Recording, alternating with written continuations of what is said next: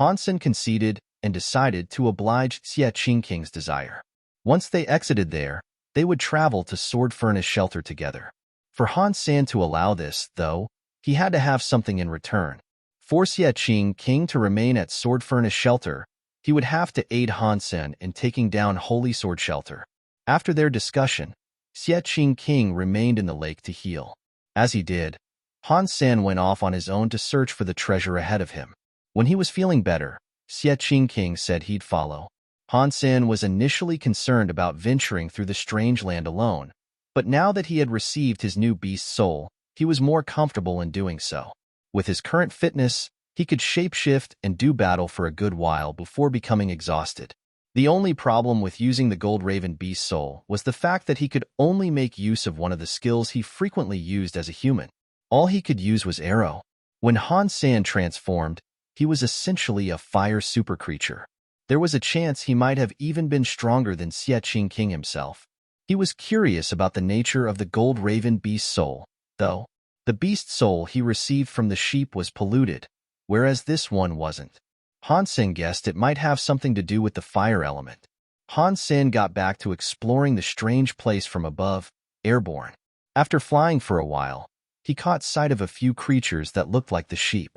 He killed one and discovered that they too were inedible.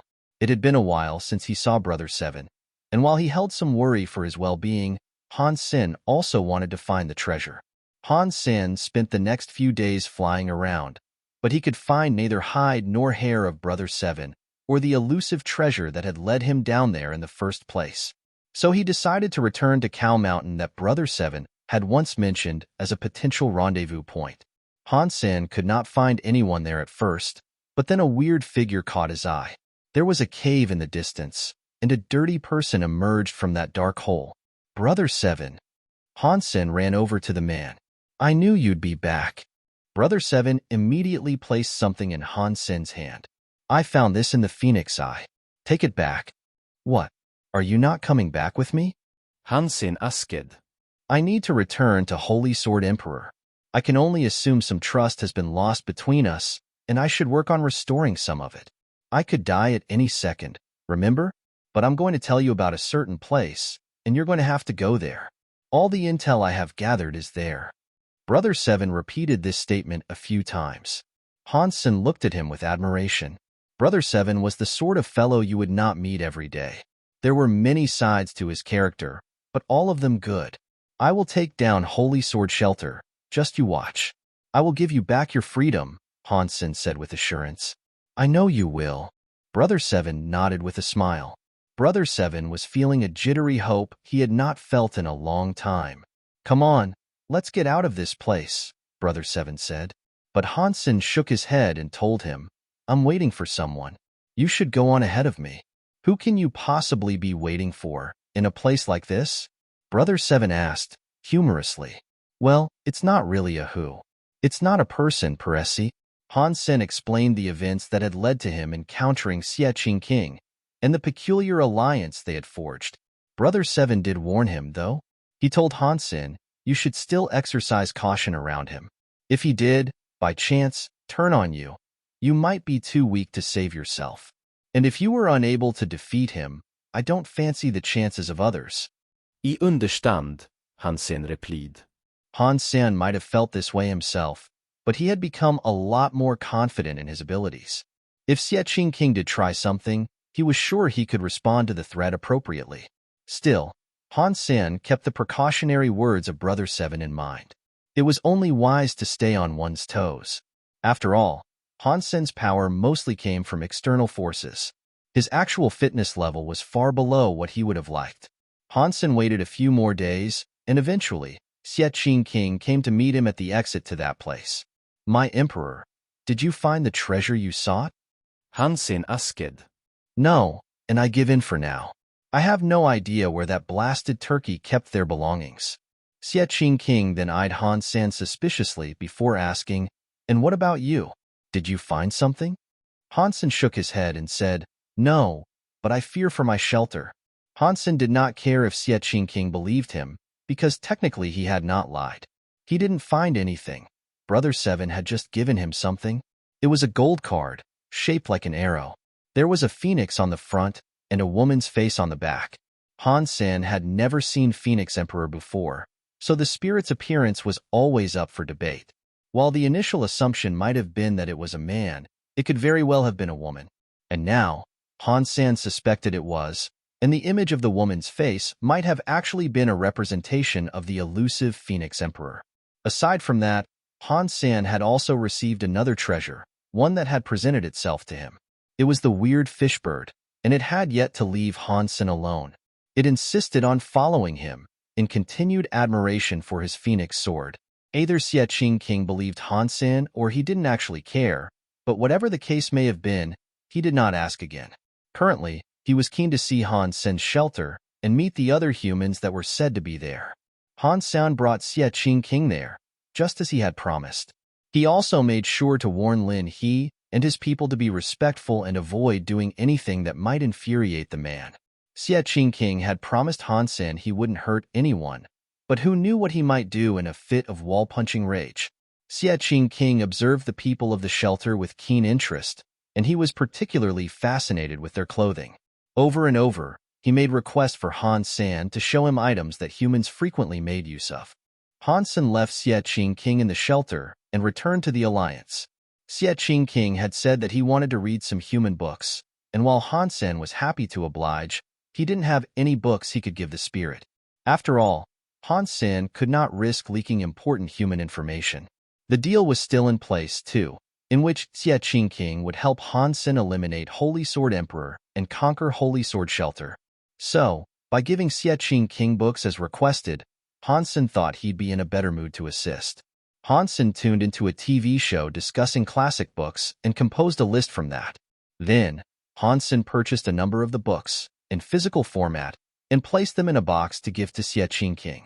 A separation of race does not abolish the concept of friendship between them. We should treat those of a different species or race with a greater respect. When Han Sen was done on Skynet, he said this as he returned to the shelter. He had only been gone a day, but when he got back, he discovered Xie King had been impatient while he was gone. And through his inability to wait, he had gotten mad and almost destroyed the place. People had become scared of him by this point, and now, most people decided to remain in the Alliance until he was no longer around. Only Bauer was unafraid of the big lug, and she frequently had fun riding around on his head. What are these things? Xie King asked with wide eyes, upon seeing the boxes. You will see soon enough. Han Sen gave him a smile, but then went on to ask, by the way, how do you feel about books? I could bring you some, but I am unsure whether or not you would be able to read them. The human language is simple. Compared to the language of spirits, it is d*mn near babyish. Xie King sounded passive-aggressive, but he returned a smile, all the same. Well, that's good. I brought you some books, many containing illustrations. Perhaps you can learn more about humanity through them.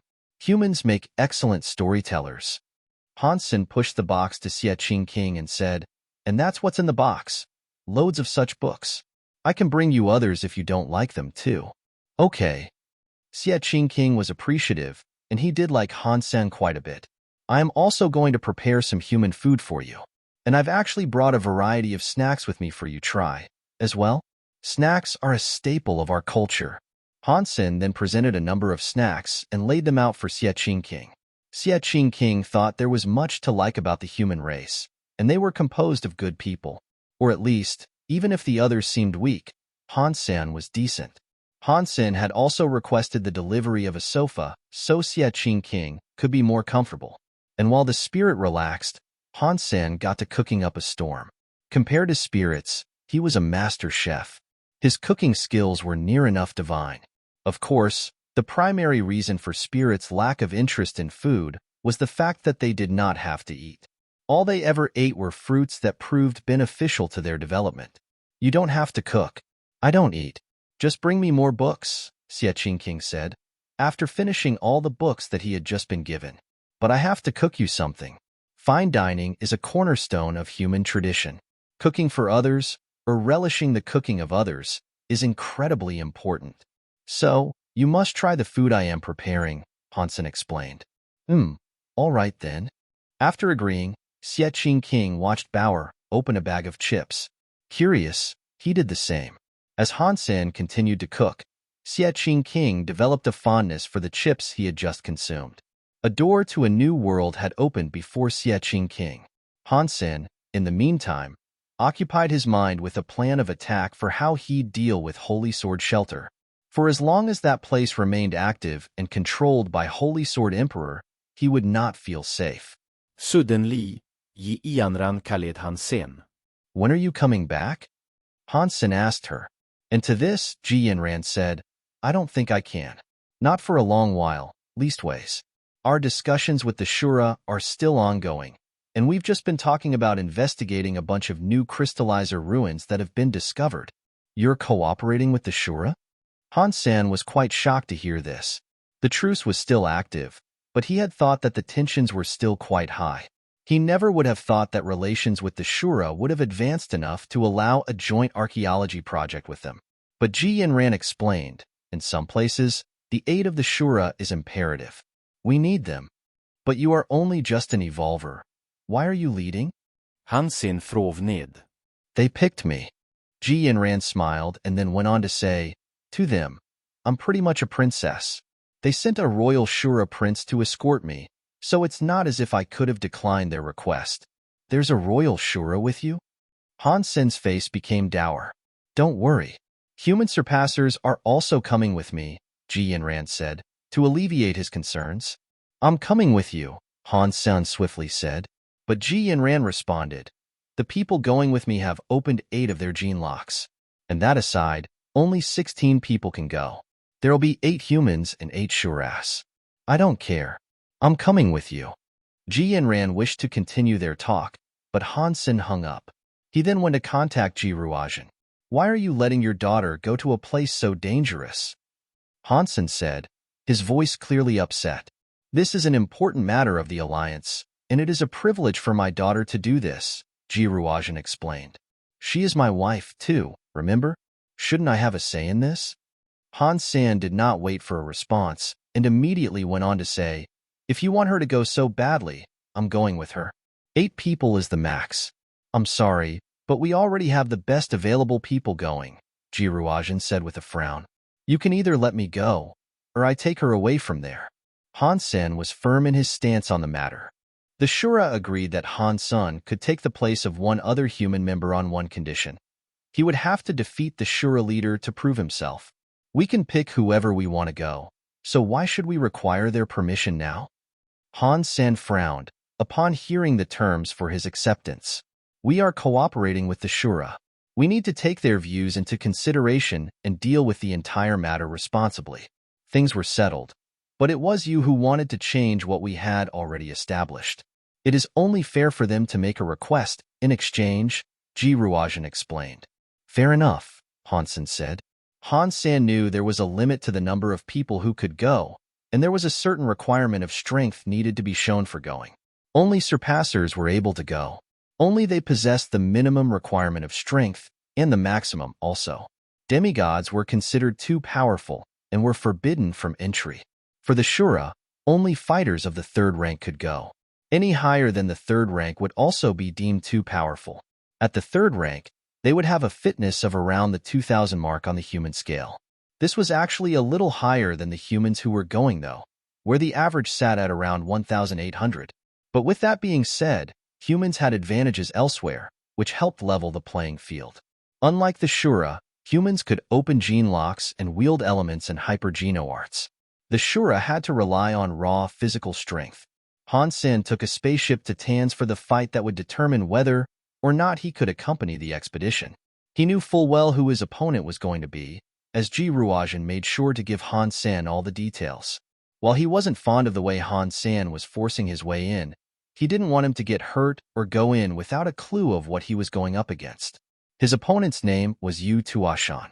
He was the 7th son of the current Shura queen. On the human metric, his fitness had been calculated to be 2,143. The other 7 Shura were bound to be of similar strength, as they were all regarded as elites. As Han Sen journeyed to his fight, the Shura held a meeting for themselves. My prince, you can allow Lu Lan to fight in your stead, the chief of the Shura team said. He beat my brother, Yu Qielon. This is my fight. Vengeance is needed. Yu Tuashan implored. Do not worry. He is merely a human surpasser, and he has only just become one. He is probably still suckling at the surpasser teat. You can beat him with ease, my prince, Lu Lan said. Indeed I can, all without hassle.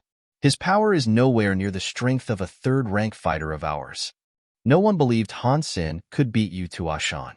The chief wished to say something, but Yu Tuashan interrupted him and said, It is time for the pride of that Han Sen to crumble like a castle to the ground. I am the one who will beat him. End of story.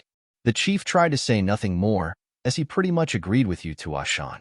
Han Sen hadn't been a surpasser for very long, so it was likely his strength wasn't comparable to them or even the other humans that sought to go with them. Only the most elite of the surpassers were able to fight against the third-rank Shura. For the humans that hadn't reached their stage, their fitness would be too low to compete. When Han Sen arrived, the preparations for a fight had already all been established. There was no need to visit the base, and instead, he was able to go straight to the arena. If Han Sen failed, he couldn't join the operation. Therefore, there was no need for him to go. Anyway, inside the training room, an audience of humans and Shura had already assembled. They were excited to see the fight. This is crazy. Being the president's son-in-law means squat. Hierarchical status means nothing when it comes to doing battle.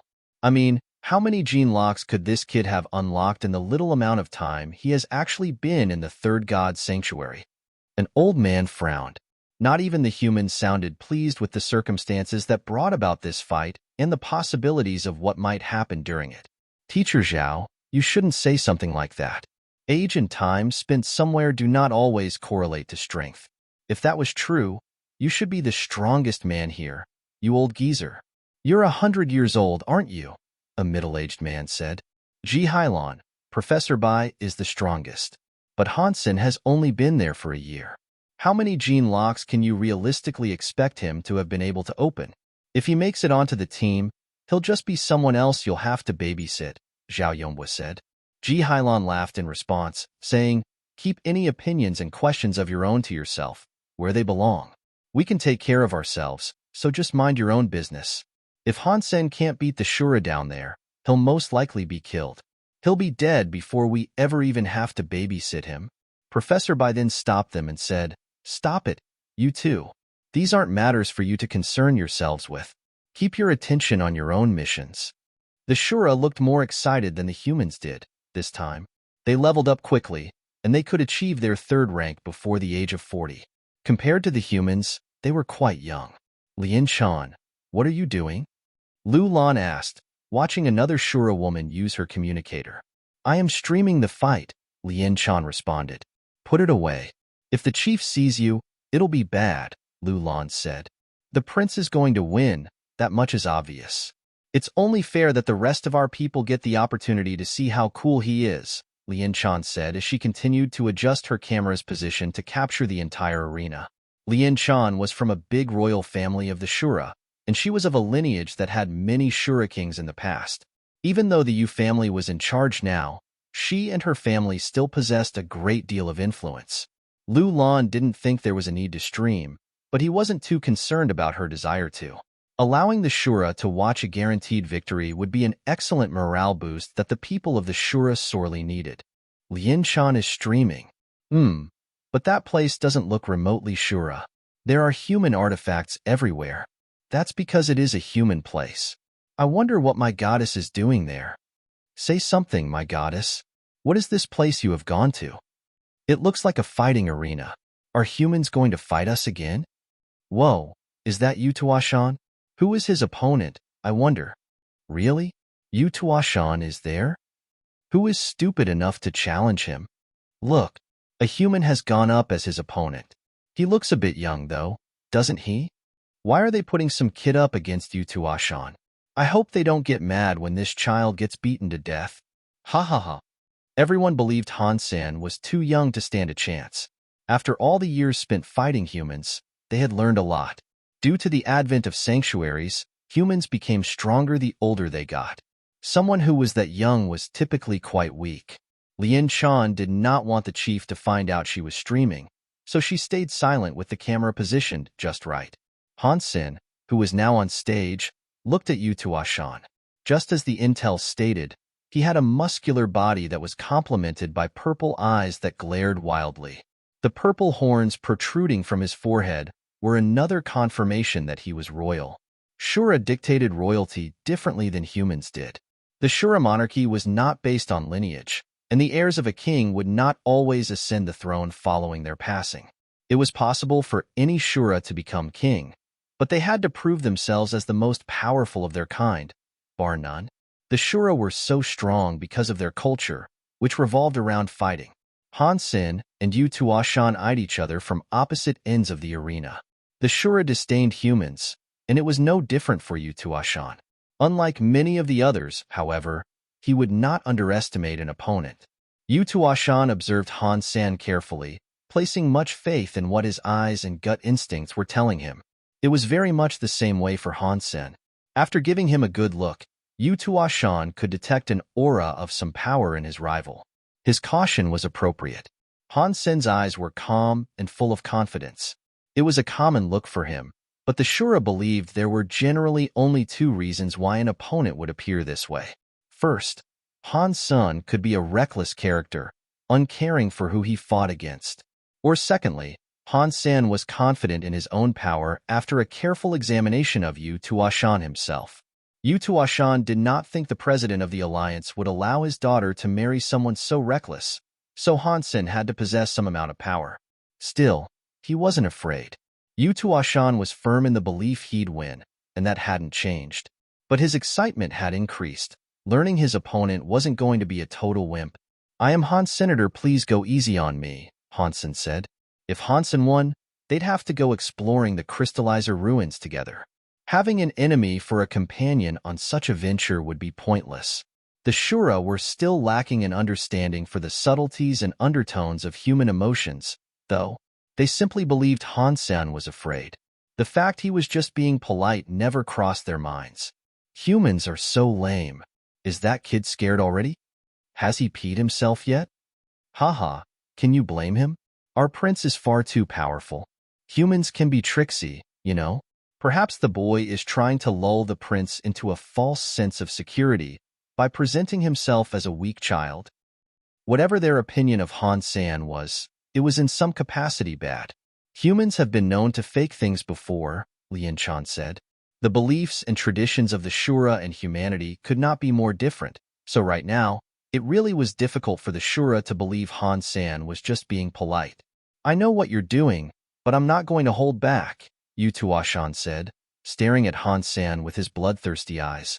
In response, Han Sen spread his arms and said, "Please do." Yu Tuashan's muscles were like steel pistons, immediately launching Han Sen's way. The fist made the air ripple with shockwaves. It traveled at a blistering pace, in a bid to finish Han Sen in a single opening move. Shura punch. Many of the Shura were shocked to see this skill used. It was a punch every Shura knew of, as it was a basic starter skill. That being said, it made for a great canvas. Countless Shura had modified it, using it as a template for new skills of their own.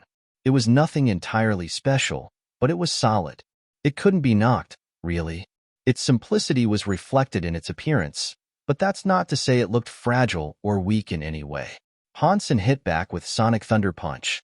Yu Tuashan's flesh and bone trembled with the simmering power that carried his strike, and effortlessly, it destroyed Han Sen's attempt. Boom! When their fists collided, Han Sen was knocked back a few meters, with Skid's marks tracing his knockback. This Shura really is strong. Maybe I am a little out of my league here, Han Sen calmly thought to himself. Haha, fighting with a Shura? The lad is out of his mind. A human with that measly level of fitness chose to fight with our prince? How stupid is he? Human bro, let me teach you a skill. It involves spinning your body repeatedly. If you do that, you might last a few seconds longer. He should make use of the Tayama theory and use the landscape and geography of the arena to his advantage. Oh, wait a minute. The arena is flat. May God have mercy on his soul. The Shura thought Han Sen's decision to engage in this fight was so far beyond dumb, it was unwittingly hilarious. They mockingly devised methods how the human on stage might last a little longer. The stream was a meme field. Lu Lan laughed and said, "Are we positive this kid didn't just come here to waste our time just to have a laugh?" Lien Chan commented, "He's only just become a surpasser, hasn't he? What other kind of performance can we expect? Don't underestimate him. This human is strong," an elderly Shura dourly said from beside Lu Lan. The two looked at the old Shura and said, "Uncle Guna, isn't he far weaker than the prince, though?" Guna shook his head and said nothing more. He kept his eyes fixed on Han Sen, watching him with keen interest. Without a reply, an unease settled on the minds of the two Shura ladies. They did not say anything more, either. Guna was the only one there who was not a royal Shura, but he was 200 years old. For the white-horned Shura that he was, the third rank was the highest rank that could be achieved. So, while Guna was merely an elite soldier, it was something that had not denied him a valiant history. He had participated in numerous battles over the years, and he had received a number of medals for the incredible service and heroic deeds he had performed. He had been chosen for the expedition into the crystallizer ruins because he was very powerful, in a capacity that did not exceed the maximum allowed ballpark of strength for the people who went. He also had extensive experience and had seen much over the course of his long lifetime. Still, due to his lower hierarchical prestige and age, the younger sorts like Lu Lan and Lien Chan didn't often care for the words he spoke. Yu Tuashan threw a punch in Han Sen's direction again. It came fast and hard. Han Sen didn't seem keen to dodge, however, and decided to meet his opponent's fist with his own. The humans believed Han Sen was being stupid, trying to push in such a manner. They believed he was foolish in trying to match the Shura's strength directly. "I fear we already know who has won," as if it wasn't obvious beforehand, Zhao Yonghua said dismally. Ji Hailan said nothing, but Han Sen's behavior was strange. Only Bai Yishan looked at Han Sen with a modicum of happiness. Others may not have recognized the punch Han Sen was using, but he did, and that was because he was the one who had created Yin Yang Blast. It was a dangerous talent. As such, its learning was forbidden, and it seemed likely that ruling would stand for a long time to come. Bai Yishan felt a great sense of pride and accomplishment whenever he saw someone use a technique he had created. This was especially true for Yin Yang Blast. Still, he didn't understand exactly how Han Sen proposed to block or deflect the Shura's punch with this strike. Yin Yang Blast was only effective against enemies that were of the same tier as the caster. Everyone thought Han Sen was considerably weaker, and as such, he thought the power of the skill would be squandered. But Bai Yishan also knew something else, and that was about Han Sen's character.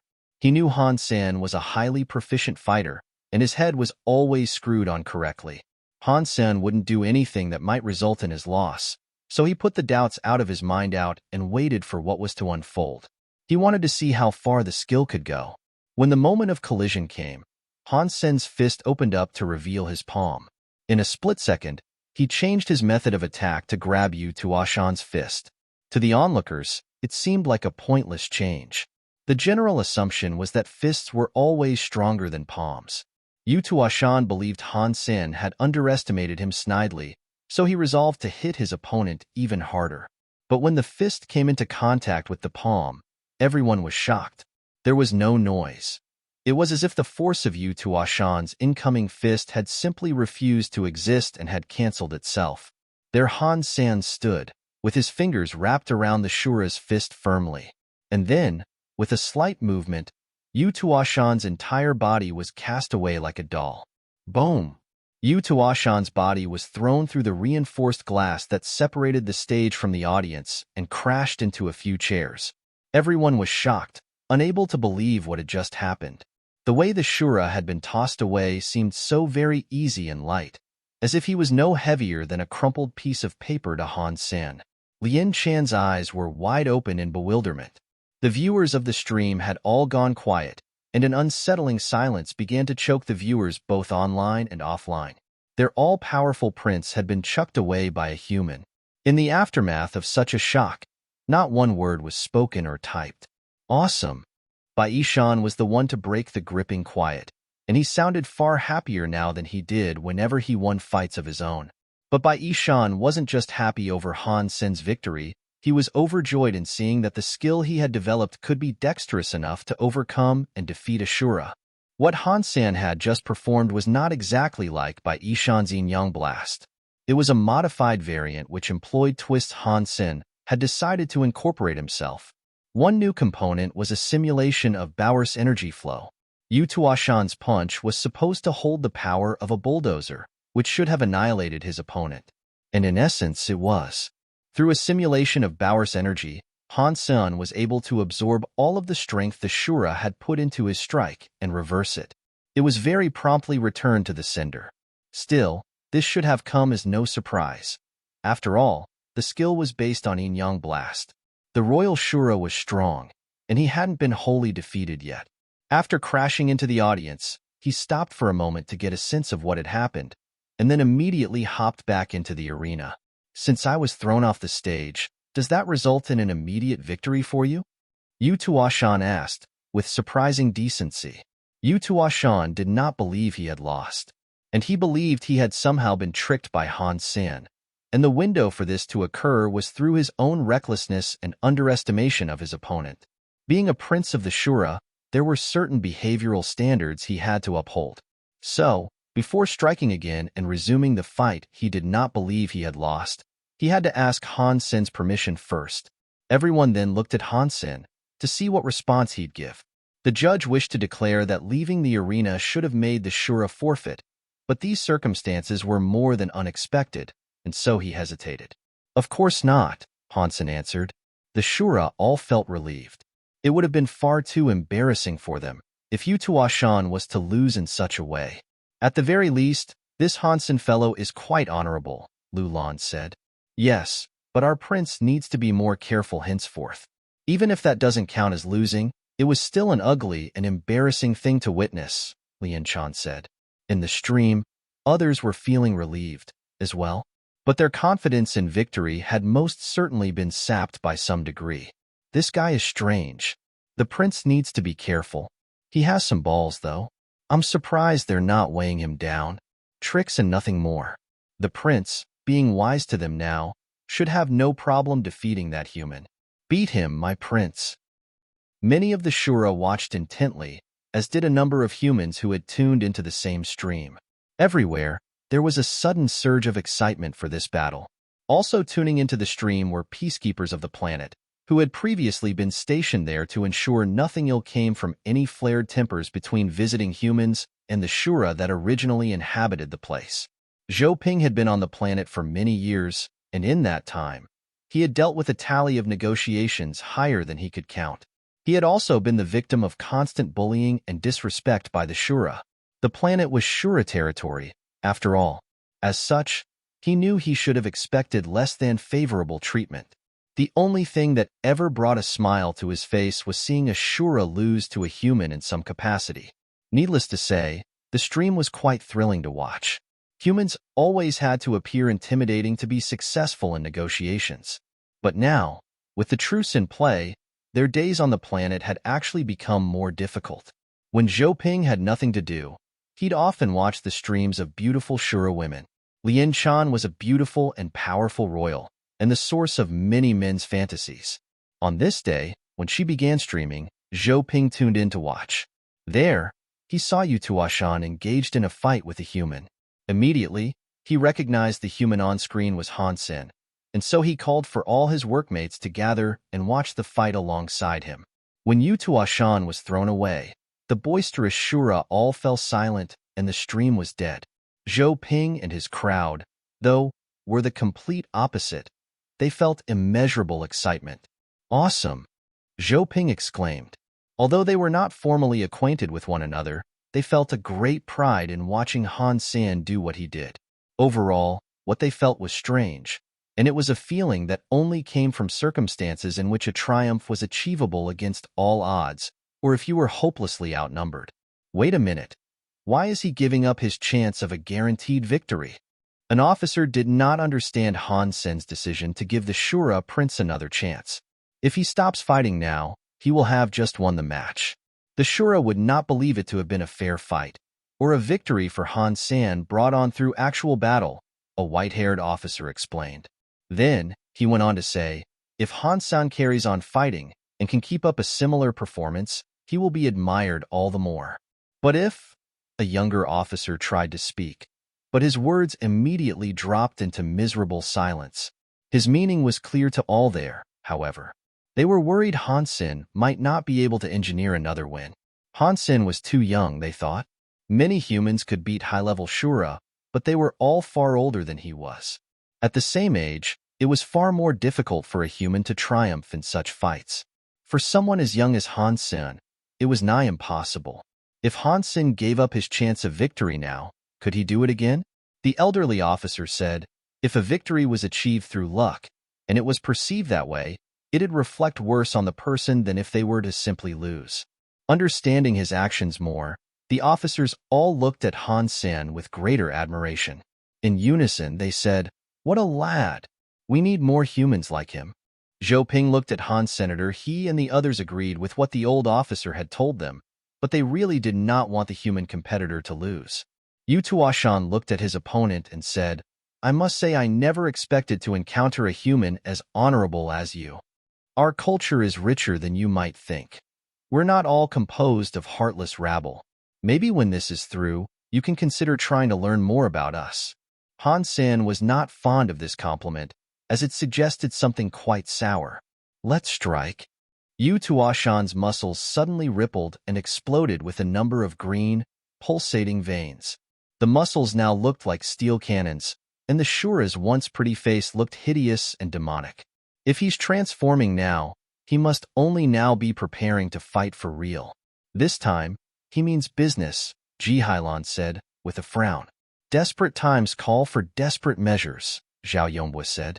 Ji Hailan replied, of course, that's what Angel Jean specializes in. You? Zhao Yongbui's face looked like he had been delivered a very personal insult. Stop arguing, Bai Yishan said, to quell any possible bickering that may have arisen.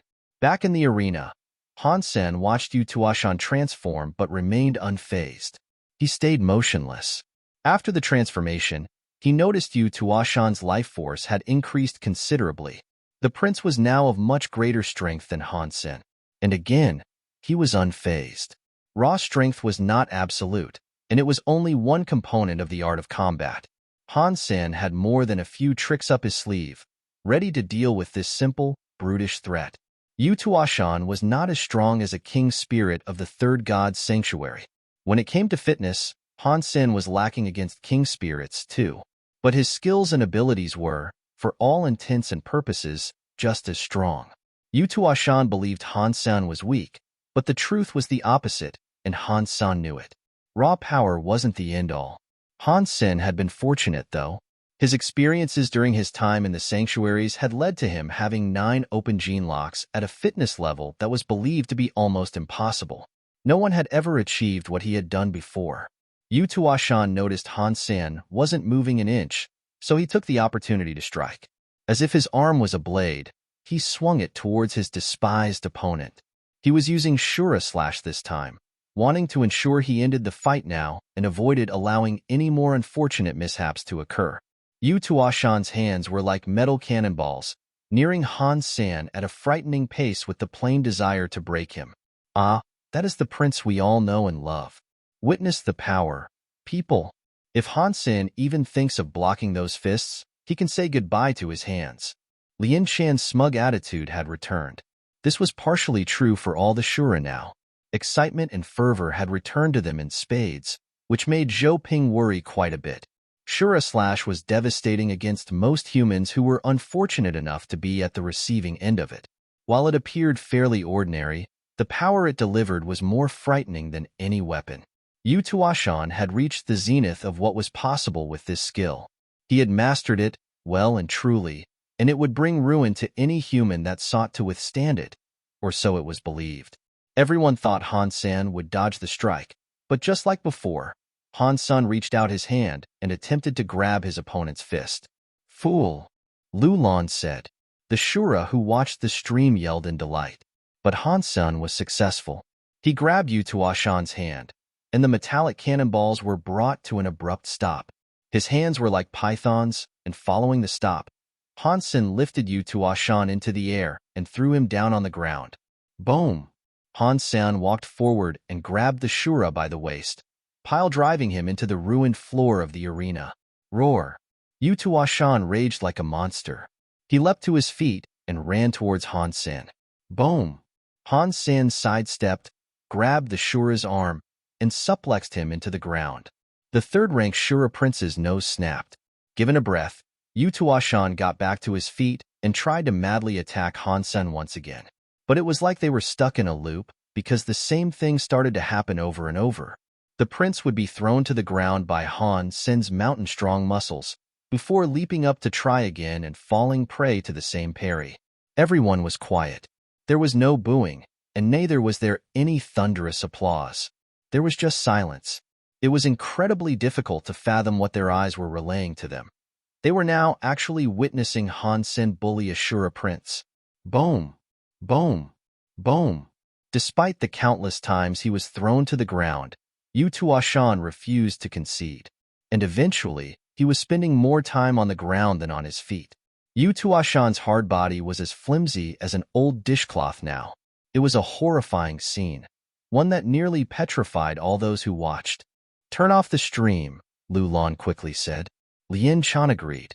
She hastily turned it off, with her face drained of all color. She had planned to allow everyone to watch a Shura prince destroy a petty human to raise morale, but clearly, her plan had backfired. With the stream turned off, the people who had tuned in to watch now wondered whether or not what they had seen was real. They couldn't believe a Shura prince could have been bullied so cruelly by a young human like that. Zhou Ping and his people could hardly contain their excitement, though, as it had been a long time since they felt such pride in their human brethren. "I'll beat you next time," Yu Tuashan wheezed, as he was carried out of the arena by paramedics. He was looking poorly, drenched in green blood. "Power is not everything. You should work on the finesse of your skills. Just so you know, you lost to Yin Yang Blast," Han Sen said. Yin Yang Blast? "I'll remember that." Yu Tuashan coughed. He was determined to remember the name of that skill, in case the Shura were ever able to learn it. When Bai Yishan heard Han Sen say this, he was happier than ever. "Teacher Zhao, take care of Han Sen," Ji Hailan ordered. "Himph," Zhao Yanggo scoffed. Ji Hailan was utterly delighted, following what they had just witnessed. He quickly brought Han Sen over, for personal introductions with the other members of the expedition. Ji Hailan introduced Bai Yishan, who was the strongest of the team and a professor. Bai Yishan said, "There is no need for an introduction with me. I'm closer with Han Sen than any of you lot are." Everyone looked at Han Sen and Bai Yishan, and Ji Hailan was prompted to ask, "Really?" Han Sen nodded and explained, "The skill I used was devised by Professor Bai. He just never took me as a formal student." Professor Bai had tricked Han Sen into learning Yin Yang Blast, but he still took his time with Han Sen seriously. He taught him many things, and although it wasn't an official teacher-student relationship, it felt like one. Bai Yishan, with a wry smile, said, "I can't accept you as a student. Whenever we meet, something bad tends to follow.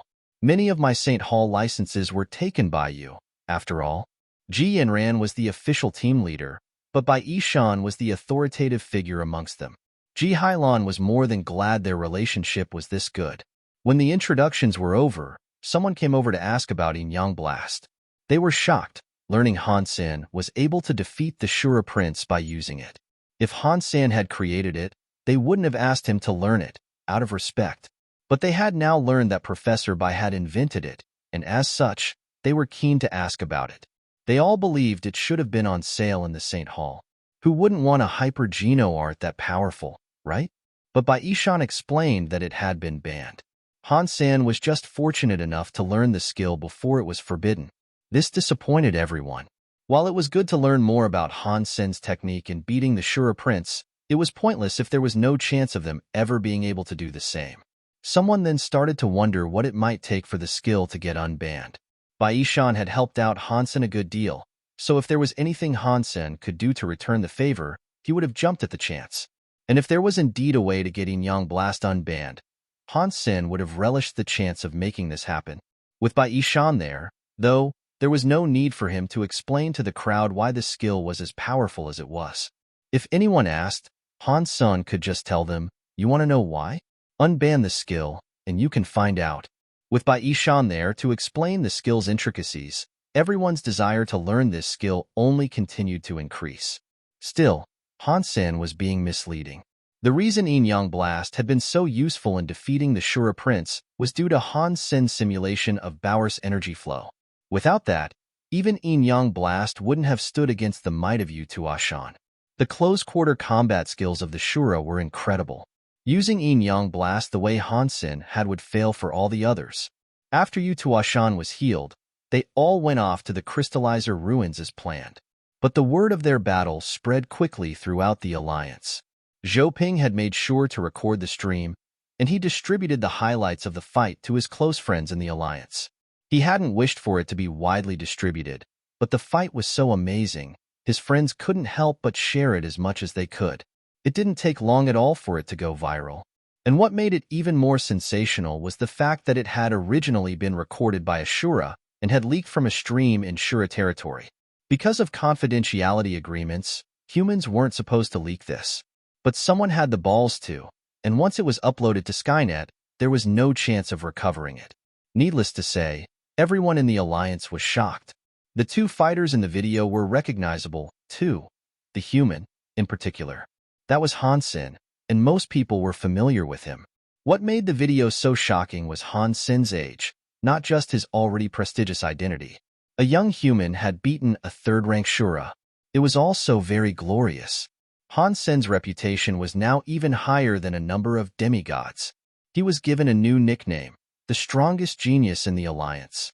Asleep on the spaceship, with Ji Yanran in his arms, rested the strongest genius in the Alliance. Ji Yanran had avoided watching the fight against the Shura Prince. She had been unable to cope with the thought of Han Sen being savagely beaten or even killed, all in the desire to accompany her on an expedition.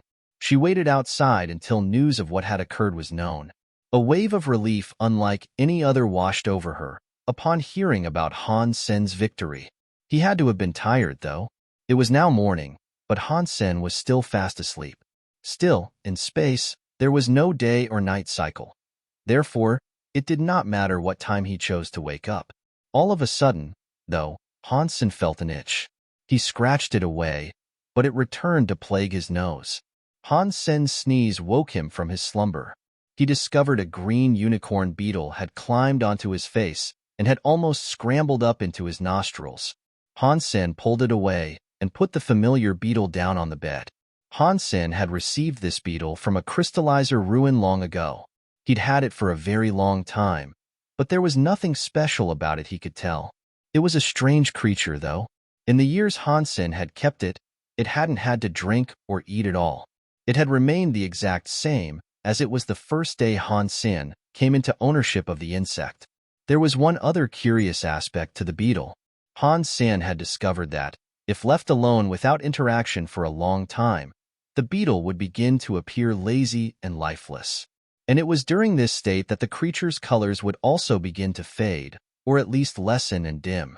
If Han Sen ever wished to reverse this status, all he would have to do was pick it up, interact with it, and take it around with him for a few days.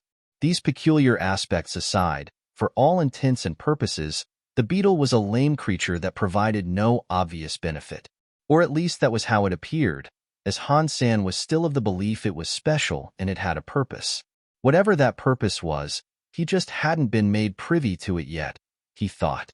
The expedition he was about to embark on would be dangerous, though, so he made sure to bring it with him, hoping it'd prove useful somehow. Ji Yanran was still sleeping while this occurred, so Han Sen removed himself from the bed with great care, as not to disturb her.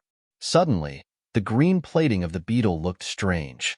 The creature became translucent, revealing the presence of gears and cogs inside it, all in delicate motion. It was not unlike the inner workings of an old watch. Han Sen was surprised, to say the least. Over the course of the last few years in which he had owned the beetle, he had yet to see anything remotely similar to this occur. Just as Han Sen approached the little creature to examine it, there was an announcement from the ship's speakers. "We will be arriving at APX 706 shortly. Please convene at the meeting room before arrival." The announcement startled Ji Yin ran from her sleep, so she quickly removed the blanket. With the slender curves and succulent portions of her divine body now on full display, Han Sen was suddenly overcome with the desire to return to bed with her. Unfortunately, now was not the time for that. They both got changed and went to the meeting room, as instructed. Han Sen took the beetle with him, placing it in his pocket. He was going to check it out once the meeting was over. The Shura and humans gathered in the meeting room. Once there, they were shown an image of the planet on a projector screen. The ruins they were going to examine were quite different from the ones Han Sen had seen before. The entire planet was crystallized, but it wasn't obvious at first glance. On the surface of the planet, it looked like any other lush planet would. The geography was wild and inviting, cloaked in thick and unspoiled greenery. The planet's atmosphere was primarily comprised of nitrogen and oxygen, making it an ideal candidate for future human colonization as well. Eventually, the spaceship touched down with a rumble. After they discussed what needed to be done on their mission, they separated again. They were going to start their investigation in 3 hours. Due to the injuries Yu Tuashan had incurred, they were already 2 days late in beginning the operation. When the time to embark on the expedition came, the crew left the ship inside their warframes. While the atmospheric conditions had been revealed to be fine, the use of warframes was just protocol for the initial exploration of an unexplored planet. It was a precaution. As Han Sen guided his warframe, he examined the unicorn beetle he had brought with him. After arriving at the planet, the cogs inside the beetle had been running faster than ever. Han Sen wasn't sure what it meant, but it interested him enough to spend most of his time examining it. Aside from those movements, though, there was nothing different about the creature. Even the beetle's life force had remained the exact same. Eventually, they arrived at their desired location. Swiftly, they established a base of operation and proceeded to the entrance of the ruins. Surprisingly, at the entrance of these ruins, there weren't many indicators of past crystallizer habitation. The presence of crystallizer technology was quite low. Actually, one thing Han Sen did find, though, half hidden beneath the dense undergrowth, was a 20-meter-wide black crystal roulette board. On that board, you could see the presence of many lines and symbols that were commonly associated with the crystallizer civilization. There were also markings on the board that extended all the way across. They were like partitions, or the slices of a cake that resulted in 20 portions. 4 of the slots possessed a warning sign of sorts, but Han Sen wasn't exactly sure what they meant or what they might have been indicating. No one else did either, just as no one knew what might be found deeper inside the ruins. When Han Sen first saw the roulette board, though, he was shocked. The symbols were identical to the ones on the beetle. They were ones he was very familiar with. He didn't even have to take another look at the beetle to confirm this. Are these two things connected, by some chance? Han Sen wondered, as he placed his hand inside his pocket. He was going to touch the beetle, but he felt something else instead. He brought his hand back out of his pocket and noticed his fingers were bleeding from a newly formed wound. Han Sen frov ned. He had been stung by something. On his hand, there was a red that oozed a droplet of blood. Han Sen scanned the wound and was relieved to learn he had not been poisoned or infected by the stinger, whatever it was. Han Sen's fitness was high, too, so the wound healed almost instantaneously. There was no lasting pain either. He pulled open his pocket to get a look at what was going on with the beetle and determine why the docile creature had seemingly attacked him. All of a sudden, the beetle had never been aggressive before, and it was the slowest little thing Han Sen had ever seen in his life. It was a genuine slowpoke. As such, he was both surprised and concerned to realize he had been stung by it. But now, with the pocket open, Han Sen was shocked after taking a look. The beetle was gone. Han Sen patted his body all over and spun around in search of it. No matter where he looked, he couldn't find it. It really did seem as if it had vanished. Unfortunately, now was not the time to go off hunting for his missing beetle. Everyone was currently lined up beside the roulette board, as General Reg explained the objectives of the operation in detail. The roulette board was the entrance to the ruins, and each block was one point of entry that provided enough space for only one person. There was also a power check enabled, barring anyone who was too strong from entering. The rules of entry were quite strict, as only one life force could enter a square at a time. If you had even a renegade ant on you, it would be detected and you wouldn't be allowed to enter. Demigods were prohibited from entering, as they were too strong. Therefore, only surpassers of a certain tier and third-rank Shura met the correct requirements. Strangely, 4 warning signs were active. They were next to the entry points, indicating they had previously been used. Each entry point could only be used once, and the way you went in was the only way you could come back. The researchers who had come before them had tried to drill beneath the roulette to avoid this, but after reaching a depth of about 10,000 meters, they ran into a crystal wall that extended to the core of the planet. There was no end, and so they had to stop. It was after reaching this wall that many curious events started to happen. They had conducted 4 test expeditions of their own into that place, but few of the researchers ever returned. Not much had been explored, so there was little information they could provide, and it was mostly useless. Han Sen and his team's ultimate goal on the expedition, though, was to retrieve purple crystal cores. Neither the Alliance nor the Shura had explained to them what the purpose of these items was, but that did not matter. This was the task given, and it had to be done. Furthermore, when they entered, they'd be going in without warframes or guns. If they brought such equipment in with them, they'd be attacked for certain. 8 Shura and 8 humans now took their positions, one standing on each block. Support researchers pushed the button to begin the operation, and after a low hum, all 16 of them suddenly disappeared from thin air. They were in. Han Sen felt as if something was amiss. He was wary and perplexed by the similarities between the symbols on the beetle and the ones outside the roulette. Still, he knew it best not to dwell on the matter. For now, the beetle was gone, so if it could have been a help, it was too late. Han Sen blinked and took notice of his location inside the ruins. There were no buildings or structures around him. He was standing in a field, as if he was out in the countryside, except, strangely, the place had been ruined by some sort of catastrophe like an earthquake. In the distance, Han Sen did make out the presence of buildings, but they were in a state of decay, with many having fallen. Furthermore, judging from their architecture, they had clearly not been built by the crystallizers. When Han Sen turned to take a look in the other direction, his face completely dropped. He expected to see Ji Yanran, his people, and the Shura, but they were all gone. Han Sen was all alone. Did they not make it through? We teleported inside together, though. Where are they? They should be here. What is this? Items belonging to only a few of the researchers who were last inside. Han Sen stood there for a while with an ill feeling in his stomach, acknowledging they hadn't all teleported to the same location. Han Sen looked around. The researchers had given him an idea of what to expect once inside, and some vague details for the environment he'd be in, but it was all bogus. Wherever he was now was not the location the surviving researchers had gone to. The landscape was entirely different from what had been described to him. What is going on? Han Sen was primarily concerned about Ji Yanran, and he was deeply worried about her well-being, particularly so if she was stranded somewhere else all alone. Gritting his teeth, Han Sen took off flying into the sky. Before searching for the rest of his crew, he had to get a better grasp on the lay of the land around him. With his Dongxian aura active, Han Sen looked all around. But try as he might, he could not espy the presence of a single life force. There was only rubble and a land in disarray. No matter where he flew, the landscape looked the same. There was nowhere unique, and no landmarks to keep track of where he was. The lands were all plain and in various states of ruin.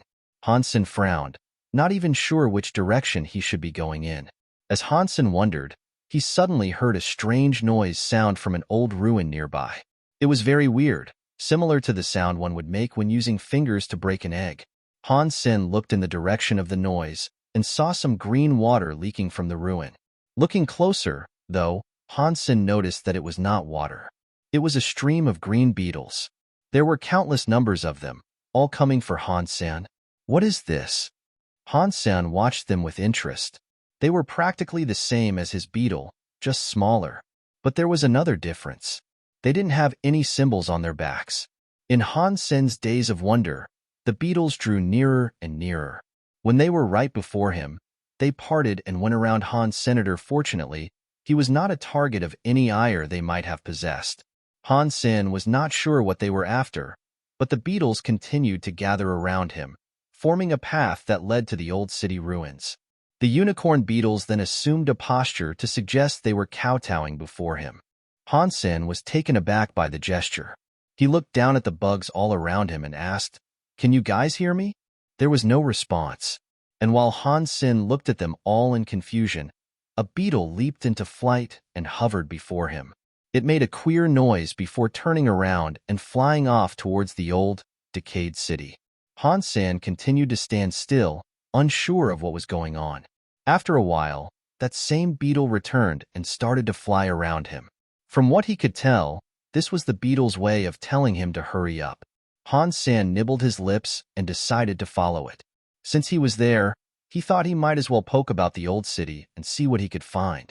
If the beetles sought to do harm, surely they would have attacked him by now. And judging from their current posture of praise or worship, Han Sen was positive that wouldn't change anytime soon. After Han Sen started moving, the other beetles paced behind him diligently. They followed his every footstep like the coming and going of a tide. Before long, Han Sen had made his way into the city center. Everything there was in crumbling ruin, all except for one thing: a temple. This peculiar temple was immaculate and untouched.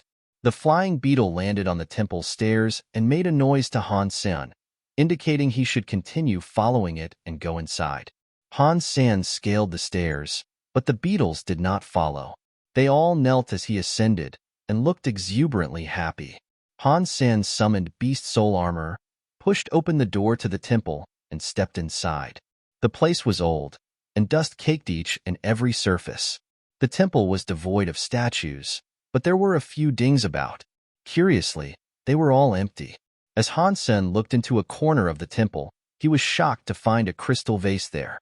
Han Sen could tell that the vase was not built from ordinary crystal. It had instead been forged from a unique variety of crystal, laden with symbols that looked like machine parts or cogs. Finding curious items and artifacts inside a crystallizer ruin was par for the course, but this vase particularly surprised Han Sen. It was completely transparent, but its shape and form were stark and unmissable. Han Sen went to look inside the vase and was even more surprised to see a woman inside it. The girl was sitting at the bottom, hugging her knees. She had blonde hair, but Han Sen could not see her face. There were no Shura horns to be seen, and she had human ears, but she was naked. The long blonde hair helped to dress some of her exposed parts, though. Human? Is she one of the missing researchers? Han Sen looked at the woman in the vase and wondered who she might be. Instinct told him that she was very young, though, and she couldn't have been a researcher if that was true. Han Sen knew that 2 humans and 2 Shura had gone inside the ruins to explore before their arrival, but only one of each had come back. If the girl was one of those researchers, he wasn't going to just ignore her. Han Sen then noticed the vase was sealed, and not with a lid. The whole thing was complete. The crystallizers had strange technology, and their creations were always unique. This had always been true, so this vase's structure was not exactly a surprise. Han Sen spoke with a soft voice, gently asking, "Can you hear me?" He received no response, so he asked with a louder voice. Again, he received no response. He asked several times, with a voice that became louder each time. It seemed as if she couldn't hear him. Han Sen touched the vase with care, unsure of what might happen. Fortunately, nothing out of the ordinary occurred. When he felt safer in its presence, Han Sen started to knock against it. The girl seemed to hear that and showed a reaction. After seeing her move slightly, Han Sen knocked again. She woke up and looked around for the knocking noise, and that was also when Han Sen saw what she looked like in full. She seemed to be around 18 years old, and she was ravishingly pretty. Curiously, her eyes were the same golden color as her hair. Judging from her appearance, she seemed to be a human girl. Han Sen again thought she might indeed be the human researcher. Her appearance did not betray this notion, as even 40-year-olds could maintain the same beauty and grace as an 18-year-old in that day and age. When the girl saw Han Sen there, her eyes blinked to get a clearer view, as if she had indeed just woken up. She stood up and beat against the vase. Her mouth moved, as if she were saying something, But Han Sen couldn't hear a thing. All Han Sen could do was read her lips, and from what he could tell, she was saying, "Save me." He brought out a paper and pen and wrote down a few words he could show her. "Who are you?" he wrote, wanting to learn about her identity. Han Sen had to be wary and maintain vigilance at all times. You could never guess what tricks or traps might be waiting for a person inside crystallizer ruins. The lady blew air onto the cold crystal of the vase and wrote, "Sunset, of Blue Blood Special Forces." Rank, colonel. This confirmed to Han Sen that she must have been one of the researchers, and now it looked as if she had been trapped there. "Stand back. I'll break the crystal," Han Sen replied. Acknowledging what he wrote, Sunset took a step back. Han Sen's fist blazed with the power of Phoenix Flame. With his 7th gene lock open, he punched the vase. He felt as if he had almost broken his knuckles. When the fire dissipated, the vase stood still as if it was untouched. The punch was the strongest he could give, barring any buffs. But with the vase standing still, not having moved even an inch, Han Sen knew he'd need a lot more strength. He frowned in contemplation. Han Sen unsheathed Taya and used it to strike the glass. Even that proved useless, as all that was drawn upon the crystal was a white mark similar to if you had just scratched your arm. Han Sen was surprised, to say the least. The weight and hardness of the vase far exceeded his unluckiest estimations. This was not at all what he was expecting. All he could think of now was of how much of a shame it was that Phoenix Sword could not be used outside the sanctuaries. It might have proved more useful. Han Sen tried a few different skills to test their effectiveness. Unfortunately for them both, nothing seemed to work. Sunset's initial glee seemed to wane. She looked disappointed, but that just gave Han Sen even more of a reason to try.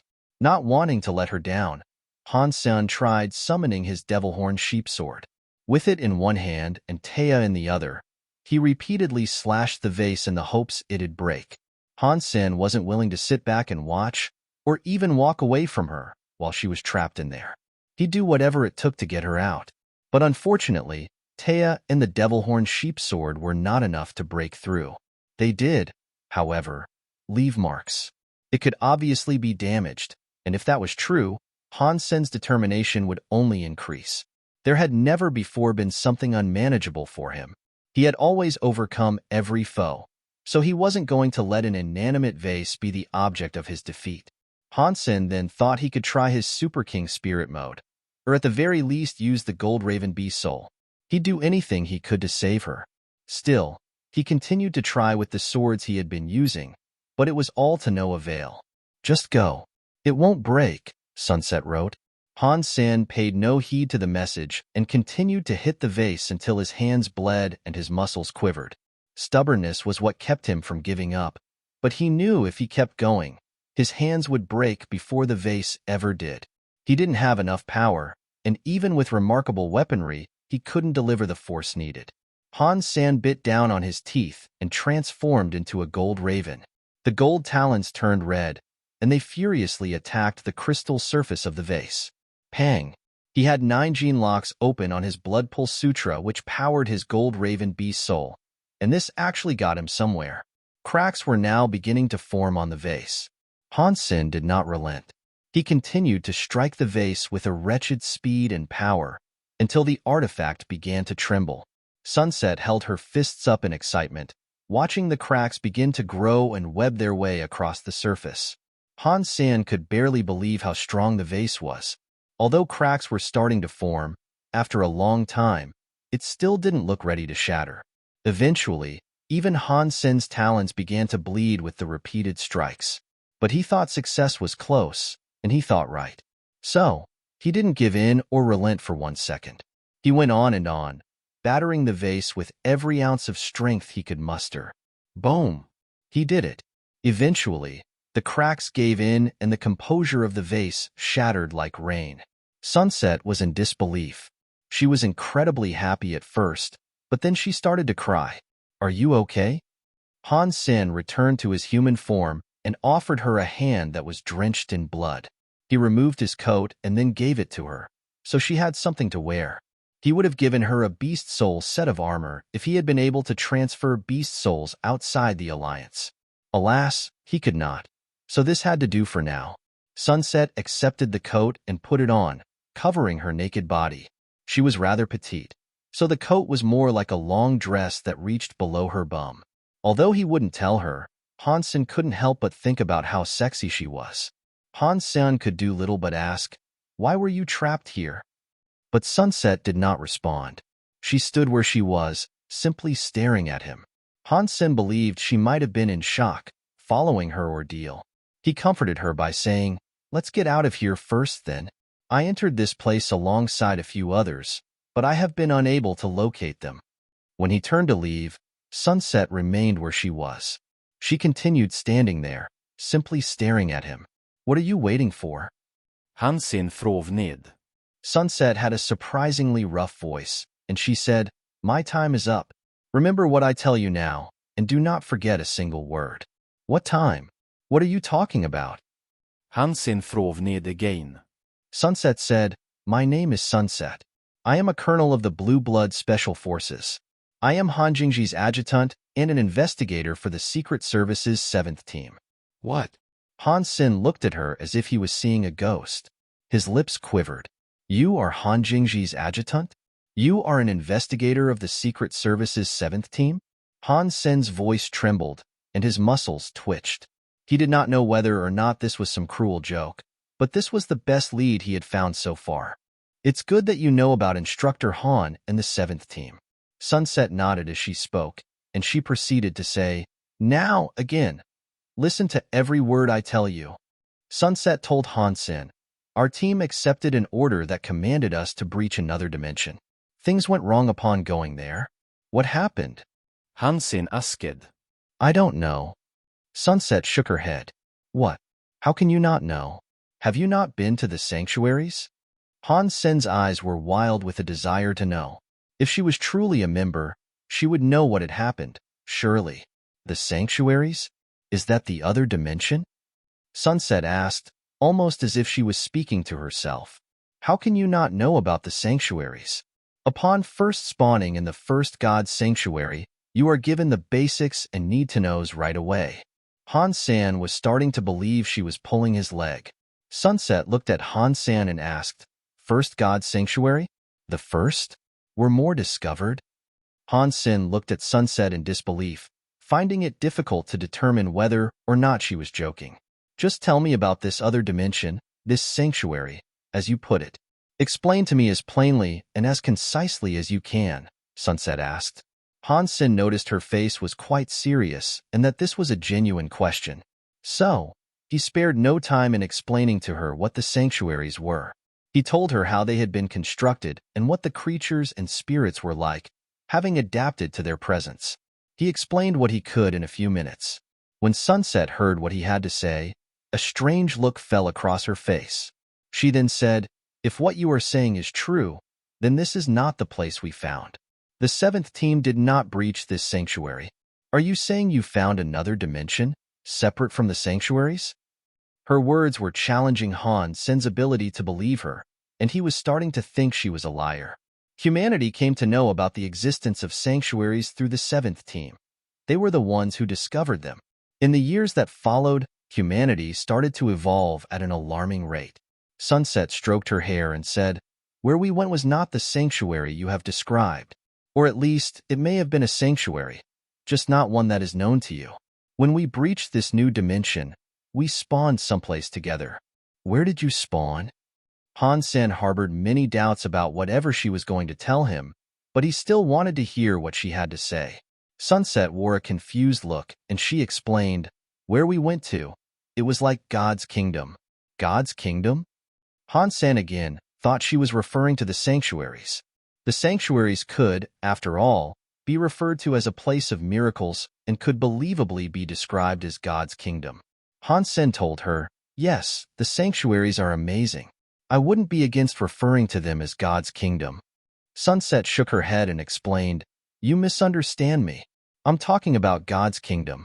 I'm talking about the actual kingdom of God." "Okay, then what does God's kingdom look like?"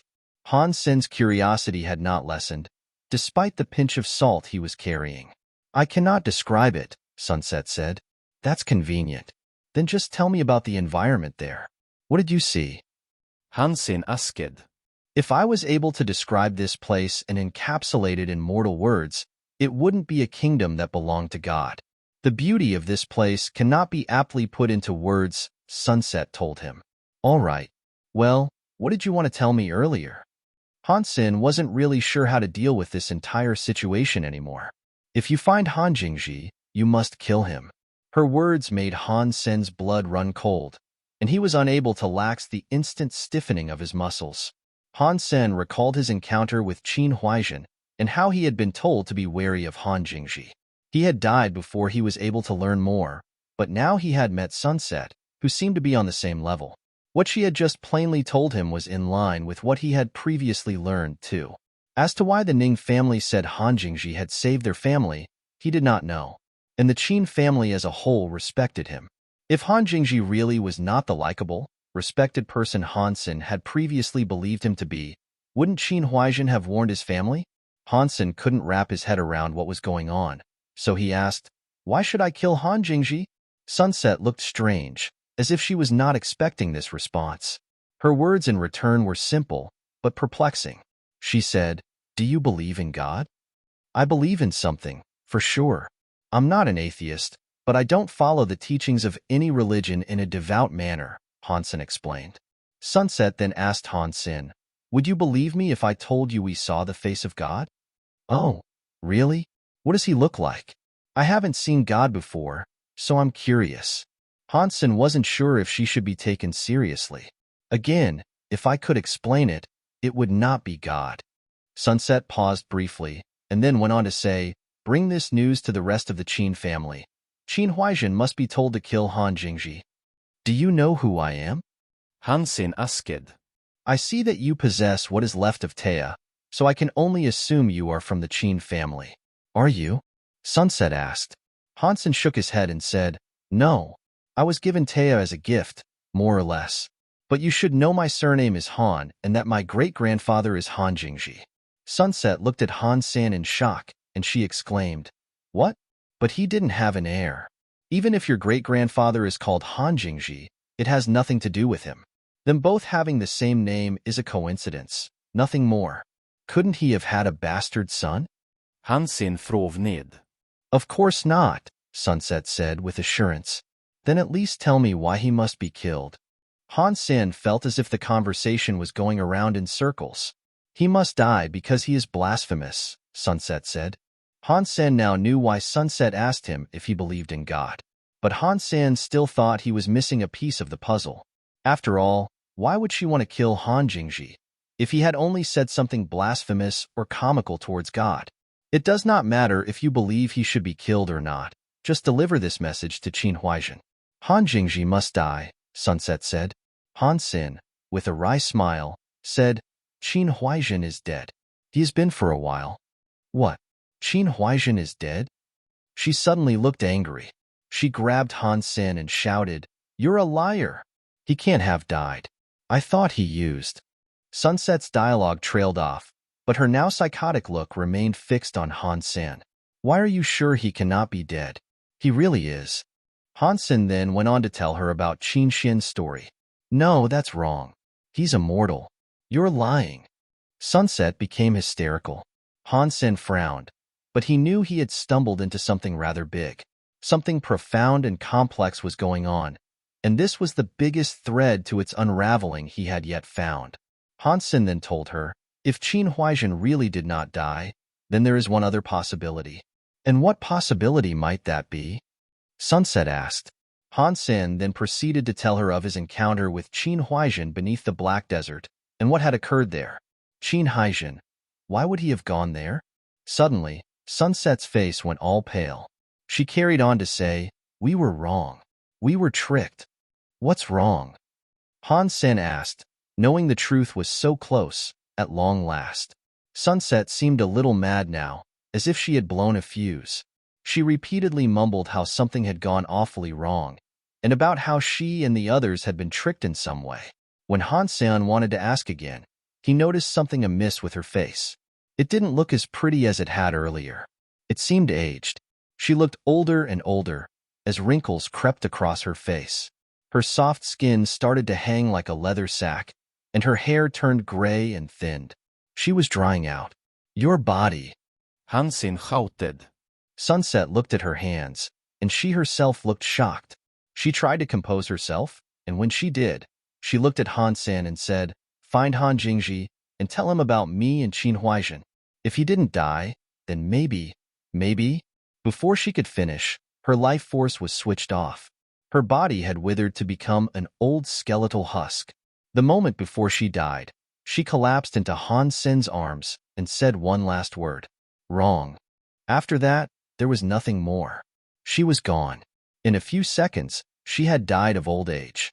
When her eyes closed for the final time, Han Sen saw the fading flicker of hatred and regrets going with her.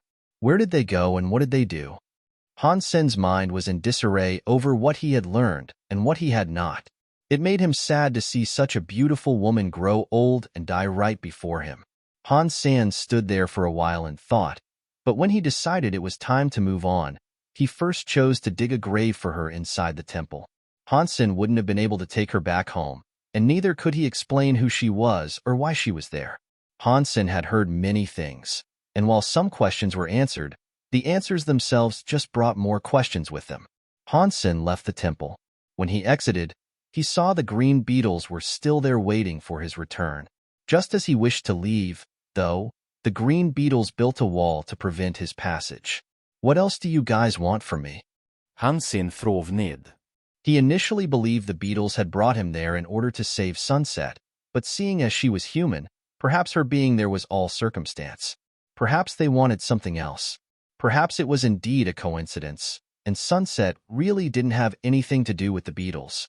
Han Sen tried to walk around the wall of beetles, but they scurried over to prohibit his passage.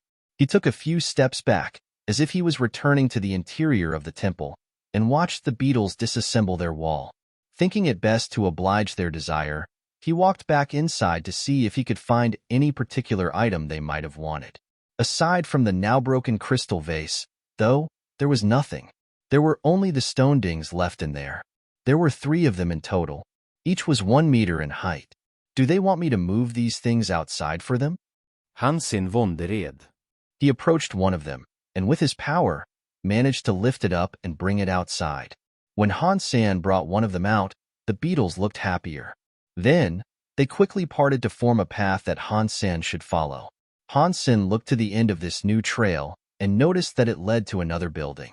But that one was not exquisite like the temple was. It was like the rest of the area's buildings, half collapsed and in decay. There was only one room left that was intact. Han Sen walked there, stone ding in hand. He was quite interested in seeing what the beetles were ultimately up to. Approaching the ruin, Han Sen spotted a well inside. Upon going closer for a look, he noticed it was filled to the brim with water. Aside from that well, which was in fairly good condition, everything else inside the house was a mess. The place had been in decay for a long time, it appeared. After putting the ding down, Han Sen watched the beetles gather to pick it back up to carry it themselves. Interested in what they sought to do with the ding, he stood back to observe them. Splash! The beetles, after lifting up the ding, chucked it into the well. Han Sen was not sure what their goal was. Had they gone to all this effort, just so they could throw a ding into a well? After they did this, though, the beetles formed another path for Han's senator this time. It led all the way back to the temple. It seemed as if they wanted Han Sen to collect the other 2 dings. They were obviously capable of carrying the dings themselves, so it was likely that they were scared of the temple for some reason. And because they were scared, they needed Han Sen to go inside and fetch the dings on their behalf. Han Sen went into the temple and brought both dings out with him. The beetles picked them up and led Han Sen back to the house. When they arrived, they lobbed those dings into the well as well. After that, they all circled the well and kowtowed before it. Han Sen thought it was rather amusing. Not long after, a noise emerged from the well. The water inside it began to bubble and boil as steam started to rise. Han Sen took a step back, surprised by the sight. He used his Dongxian aura, but could not discern any life force. The water of the well suddenly quelled, and silence returned. But then, just as Han Sen thought it was over, something emerged from the water with a big splash. Something that looked like a black crystal zipped out of the water into flight. It turned out to be another unicorn beetle, but it was black and not green. It was also larger than the others, and they seemed to worship it. There were symbols etched across its plating and images of gears. It was actually very similar to the one Han Sen had. When the black beetle shot out of the water, Han Sen was taken aback. He immediately readied himself for a fight. But the black unicorn beetle didn't seem to be aggressive. It slowed down and merely hovered in front of Han Sen. Han Sen then felt a pain surge from his hand. He noticed the symbol of a green unicorn beetle was etched into his hand, which was rapidly starting to crystallize. Maybe it wasn't missing, after all. Did the beetle combine and merge with my hand? Han Sen was shocked, to say the least. As his hand lit up, the gears on the inside of the black beetle began to spin. Suddenly, it transformed. Previously, the bug had only been the size of a fist in front of him, but now it was the size of a truck. Han Sen was dazed by the spectacle, and all of a sudden, the green light of his hand began to pulsate brightly like a beacon. The black beetle approached slowly and put out its tongue. Han Sen then noticed its tongue was like a cockpit. Is this supposed to be some sort of control room? Han Sen was rather shocked. The green light flashed continuously. Han Sen was very curious right now, so he approached the control platform that had emerged from the creature's mouth. There was a seat there, and when he sat down, the tongue platform was pulled back inside the beetle. Near his hand, Han Sen noticed a handle of sorts. He pulled it with his hand, and then everything lit up. He suddenly felt as if the black beetle was becoming a part of his body. Han Sen wanted to move forward, and when he thought of this, the beetle's legs started to move. When Han Sen thought of flying, the beetle did just that. It spread its buzzing wings and became airborne. Mind control? Nifty. Han Sen was delighted. Mankind had spent much time trying to develop purely mind control devices, but the technology was still a long way off. Machinery still had to be guided mostly by hand. But this beetle responded to the directions of his mind. The technology on display here far exceeded the capabilities of humanity. This must be an aircraft belonging to the crystallizers. Do they have sensors and weapons, I wonder? And as Han Sen thought of this, a holographic map was displayed right before his eyes. Ah, now this beats radar. To say Han Sen was pleased would be an understatement. This technology was far more advanced than what humans had. Even the sensor alone was a technological marvel, as he could zoom in on any part of the local geography with incredible precision, all with the power of his mind. Han Sen scanned the nearby vicinity, and he discovered the presence of another life form, a few thousand miles away. It was Baishan. He was alone, though. With Ji Yanran still missing, he was quite worried. Han Sen looked elsewhere and found a band of humans and Shura together. Further away, he found Ji Yanran. Unfortunately, she was being chased by a few robots. I have to get there quick. Han Sen thought to himself. Boom! The black beetle's bum started to spit lasers, and without hesitation, took off flying at an insane speed. It was heading for Ji Yanran. Han Sen's socks almost left his feet at the blistering speed he was going. The machine was far quicker than any warframe or aircraft mankind had developed. Ji Yanran's situation was bad. She had not teleported with the others as expected, and she had been left all alone. She set out in search of Han Sen, but had an unfortunate encounter with crystallizer robots. Ji Yanran was weak and only an evolver. For her, dealing with the crystallizer robots would have been nearly impossible. Therefore, all she could do was run. Eventually, her pace slowed down as she became exhausted. It was at this moment that the robots were able to catch up and surround her. Seeing the robots surround her, Ji Yanran's hope for survival was depleted. The robots raised their hands, each preparing to fire their lasers at Ji Yanran to eliminate her. But just as she closed her eyes in acceptance of the death she was now to suffer, something big and heavy appeared to crush the robots. The hulking robots were all shattered in an array of sparks and electrical fires. It was a shocking twist of fate, but any happiness she may have felt over her salvation soon vanished. Seeing the Titan that now stood in front of her, it didn't take long for hope to take its leave once more. She was unable to deal with the robots, So taking on a giant black beetle was sure to be even more difficult. Pang, pang. A few more robots took to the field. With their arms raised, they fired laser beams at the beetle. But it was like water spraying the steel hull of a ship. Not a single mark or scrape was left on the shell of the beetle. Boom! A horrible light shot out of the beetle's eyes, cutting down the robots in less than a second. Ji Yanran did not know why the crystallizer machine was attacking its own, but it did not matter. She had accepted the fact she was likely to die there, all alone. Then, when one leg of the giant beetle pierced the ground directly in front of her, she closed her eyes and thought to herself, "This is all my fault. I pray he can escape this place alive." Ji Yanran closed her eyes, but the death she expected did not come. After a while, she opened her eyes again. Ji Yanran believed she might have been dreaming for a second, as Han Sen was there, standing in front of her with a smile. "Am I dreaming? Or have I died and gone to heaven? Did you not make it out either?" Ji Yanran lifted her fingers to brush his cheeks. "Nope, this is just my new aircraft. Want to go for a ride?" Han Sen invited her inside with a cheeky grin. "Wait a minute, this is your?" Ji Yanran stared at the giant beetle in utter disbelief. Han Sen picked her up and took her inside the control room with him. Boom! The beetle shot up into the sky, faster than any aircraft they had ever been on. Han Sen flew around like a jet, blasting any crystallizer robots he came across along the way. As they went, Ji Yanran had to ask, "What is this machine? I found it in a ruin. I can only suspect it was a crystallizer warframe."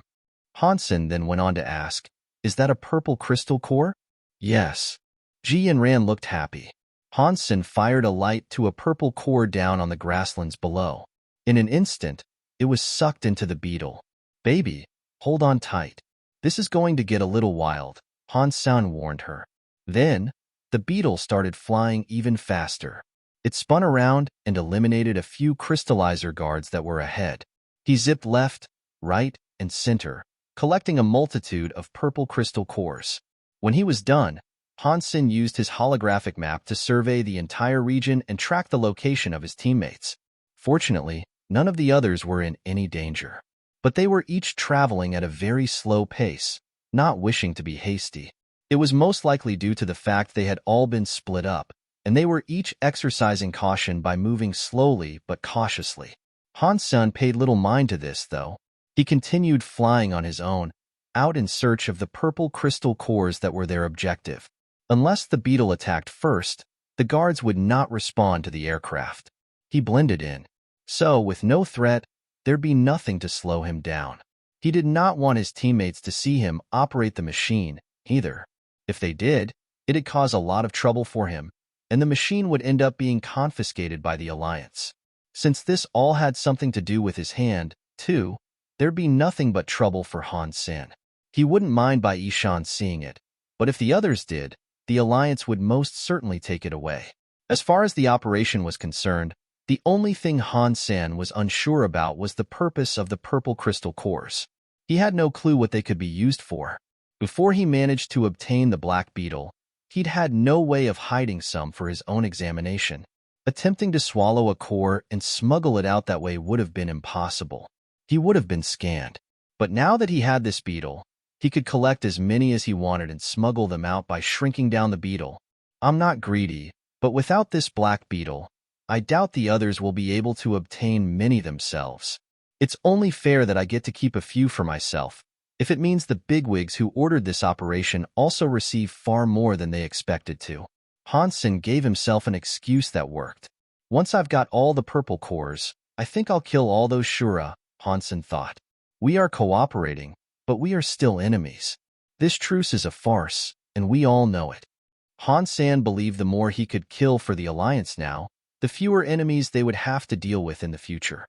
Han Sen would be able to pin their deaths on the crystallizers with ease, and killing them would be swift and painless with the beetle.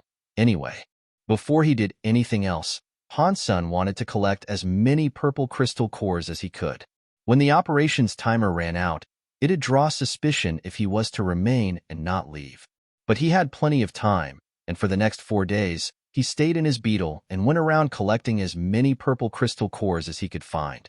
On this fourth day, he discovered quite the staggering landmark. It was a giant hole in the ground, or rather, a crater left by some meteorite.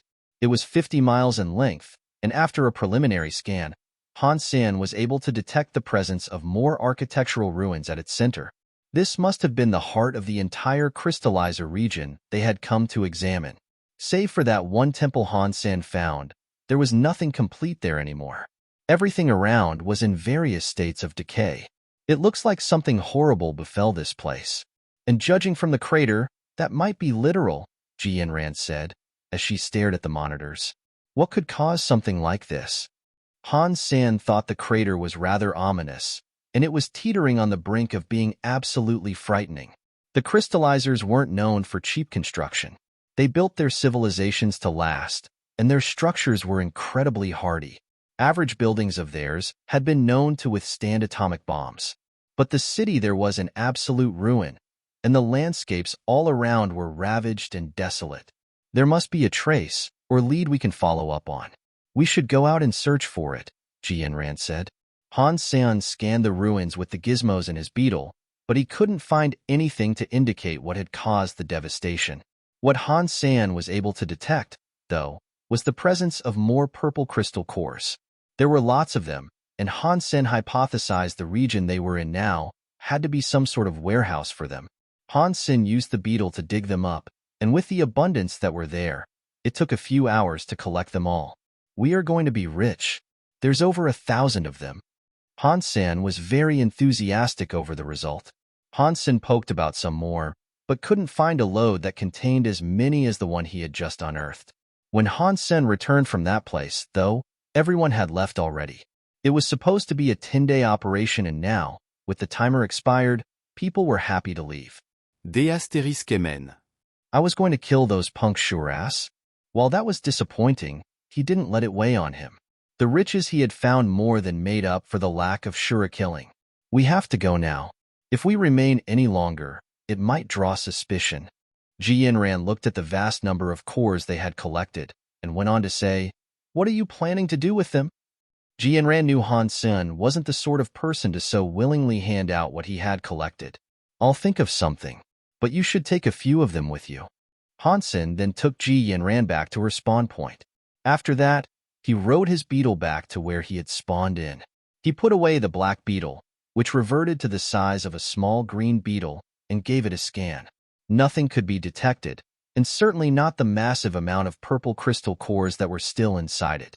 After pocketing the beetle, he teleported back. Everyone was there, waiting. Han Sen handed in 11 of the crystals, and after a scan, he was free to go. The researchers did frisk and find the little beetle, but it released no energy. Therefore, they did not care. Feeling relief, Han Sen was happy he was able to get away with the motherlode, scot-free. "You and Ji Yanran are our best soldiers, no doubt," General Reg complimented Han Sen, following the hearty load he had delivered. Looking over towards the Shura, their faces seemed glum. He wondered what had happened to them. Back on the aircraft, Bai Ishan told Han Sen that they had not managed to collect many at all. They claimed it was because there was something wrong with their teleporter, and so everything they had prepared had been rendered useless. As such, they were only able to bring back 1 or 2 each. One of the Shura had managed to collect 3, but there were none with a higher amount than that. The name of the Shura who had collected these was Gu Na.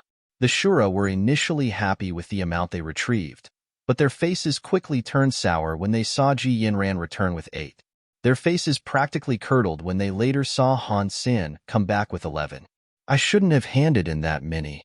It may seem a bit suspicious," Han Sen thought to himself. For a dozen cores to make the Shura incredibly jealous, Han Sen realized the items were more precious and valuable than he initially thought them to be. When his thoughts returned to the fact that he had collected well over 1,000, though, his heart started to pound with an uber amount of excitement. "First off, I need to find out what exactly these purple crystal cores are." Han Sen made that his primary objective. But before Han Sen went off to find out what they were, Ji Yanran approached him with the knowledge already secured. And she was well aware he had kept the rest of the purple crystal cores they had collected. The roulette no longer worked now, and it prevented anyone else from entering. That, combined with the Shura already knowing, meant the alliance had no reason to withhold the information from Ji Yanran. When Han Sen heard what she had to say, he started to cackle like a madman. 1,000? I'm going to be rich. I'm going to be really rich. Han Sen could not wait to sleep on a bed of those purple crystal cores. Doing so would be better than rolling on a bed of cash. Ji Yanran and Han Sen were not professional scientists, so the correct terminology escaped them. What they did know was that the purple crystal cores were anti-material weapons. They were explosive devices that released obliterating energy upon detonation. The Alliance had similar weaponry, but nothing that came close to the sheer devastation the purple crystal cores could unleash. If they were ever to be used, though, they'd need a detonator. It took only one core to blow up an entire battleship. Scanners could not detect their presence, and no known weapon could work as a deterrent. They were always primed for use, so they couldn't be disarmed or disassembled, either. As for the previously mentioned need for a detonator, that was where the humans in Shura now turned their focus. They had to find a way to use the crystal cores, because no one in either government had figured out a way in which they could be triggered to explode. Han Sen, however, had. The beetle he had come into possession of could load up the purple crystal cores as a manner of artillery. They could be fired from the machine with ease. The beams Han Sen had fired before also used an energy that was not too different from that of the purple crystal cores. Put simply, the cores contained something very similar, but condensed. The beetle could either fire the purple crystal cores in one shot, or refill the energy lasers for a more controlled and precise method of annihilation. With the lasers, you could use as much or as little of the energy as you wanted and make it last. If the energy of the core was unleashed all at once, the explosion was enough to destroy a star-class super battleship. The thought of such destruction, all residing at his fingertips, made Han Sen shiver. It was no wonder why the humans in Shura worked so hard to obtain these purple crystal cores. Which species would shy away from the greatest weapons of mass destruction they had ever seen? Han Sen, having obtained 1,000 of the weapons, figured he could dominate the galaxy. Not that he wanted to. He wasn't interested in controlling many people, or later having to focus his attention on suppressing rebellions. It'd all be too much hassle. Still, with the beetle, Han Sen was a force to be reckoned with. He could go up against any faction in the Alliance and come out on top. No sweat. If Angel Jean sought to provoke him once again, he could promptly blow them all into smithereens. Unfortunately, the beetle could not be used in the sanctuaries. But that was the only downside. It was a shame, though, considering he spent so much time there. Opportunities to make use of the beetle would be extremely rare, if they showed up at all. For this reason, Han Sen was secretly hoping a band of Alliance brigands and cutthroats, or corporate bigwigs, would suddenly try to kill him. It'd give him a nice reason to make use of the beetle. Since this was unlikely, though, considering his prestige and everything, he felt the weapon would go to waste. Back in the Alliance, their efforts in the crystallizer ruins were worthy of medals. The humans obtained a tally of cores that was far greater than what the Shuras were able to. And back in the sanctuary, when Han Sen saw Xie King, he was so shocked he felt his socks slip off his feet. The spirit was wearing a well-ironed white shirt. On his face was a nice pair of sunglasses. He wore long boots and was decked out with various accessories and jewelry. For all intents and purposes, he was blinged out. The coup de grace for his fashion was the presence of an obnoxious, gold skull necklace that was hanging across his chest. When Han Sen saw him, he had a beer in one hand and a comic in the other. All the while, sausages were sizzling on a barbecue. "What's up, my brother?" Xie King made a crazy gesture with his hands. Han Sen had no idea what it meant, but it did look rather gangster. Han Senes ejes twitched. He wondered what on earth the spirit had been up to in his absence, and whether or not the books and comics he had brought him were a bad influence. Where did all this stuff come from? Han Sen sat down and asked him. He had not bought most of the stuff that was there now. "Lin, he bought them for me. He seemed willing to buy whatever I mentioned. I must tell you, humans are cool. I like you guys a lot, yo." Xie King performed another gesture. Han Sen assumed it was one in praise of humans, but he couldn't be entirely sure. Han Sen then thought to himself, "Is it any surprise with your crazy fists? What idiot would deny your requests, eh?" Listen up, bruh. I need to go to the human world. You hear me? I gotta go. You know? I want to fly an aircraft, pilot a warframe, and start shooting rockets out of cannons, fool. Han Sen had never seen Xie King so enthusiastic before. Holy crap. What have we done? I only gave him romance comics. Han Sen looked at the comic he was holding, and he was surprised. It was the latest issue of Guts, Guns, and Warframes. Much of it was about war and heroes making use of high-explosive devices. Han Sen would have never bought a comic like that for him. When Xie King finished the material Han Sen had given him, others must have brought him the rest. And in Han Sen's absence, Xie King became this monstrosity that was now before him. Fortunately, the comics of the Alliance were all about heroic humans committing deeds of good. The heroes usually triumphed over evil, even if they did use a variety of high-tech weaponry along the way. The last thing Han Sen wanted was for Xie King to be influenced into becoming some cackling, cliché villain. Still, his new style was embarrassing. Han Sen had no idea where such a clash of styles could come from, and all Han Sen could do was shake his head and cringe. My Emperor, is it time we exact our revenge on Holy Sword Emperor? Han Sen encouraged him. H*LL yeah. We need to go F*CK that punk up, yo. Those who diss me gone get their lids peeled, bruh. Xie King flipped a bird to the high heavens.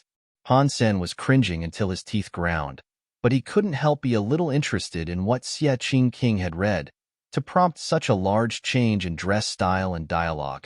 Oh, and one more thing, kid. Don't you be calling me an emperor anymore, you feel me? The word emperor is too high class, and we be needing something from the streets. Call me Brother King. You got it? Xie King put on a baseball cap and turned it back. Then he slinked his way over towards the exit of the shelter. Sure, whatever you want. Han Sen's lips twitched.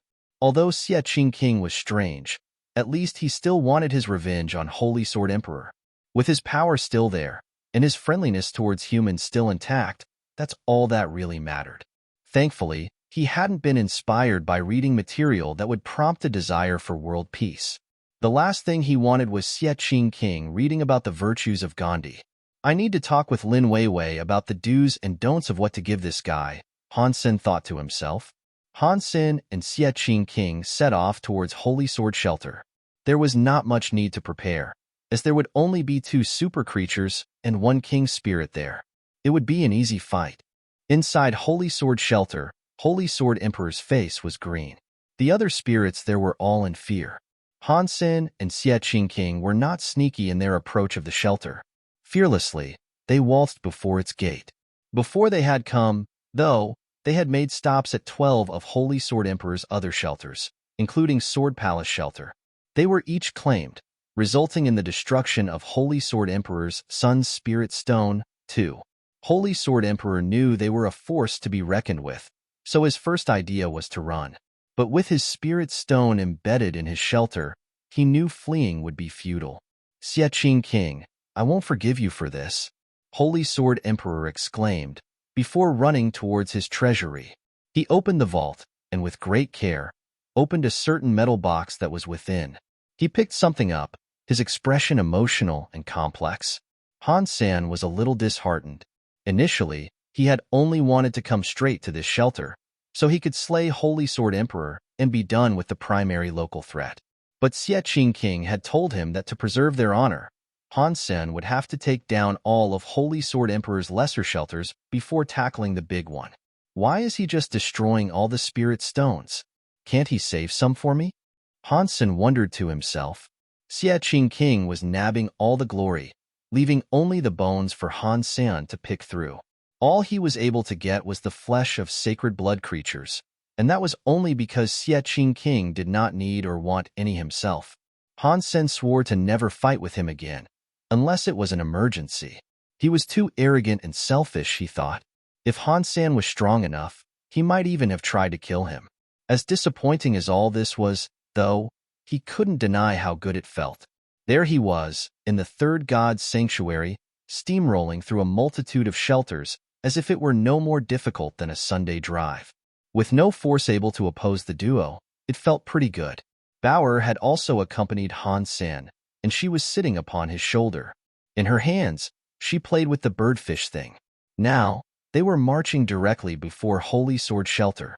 Standing before its gates, Xie King yelled, "Hey, yo, I am the Super Emperor, and I am the one who knocks, because I'm polite. Of course, if you keep this gate shut, I'll just have to tear the gate down. It's in the way of me killing you. That being said, if you'd like to concede, you may."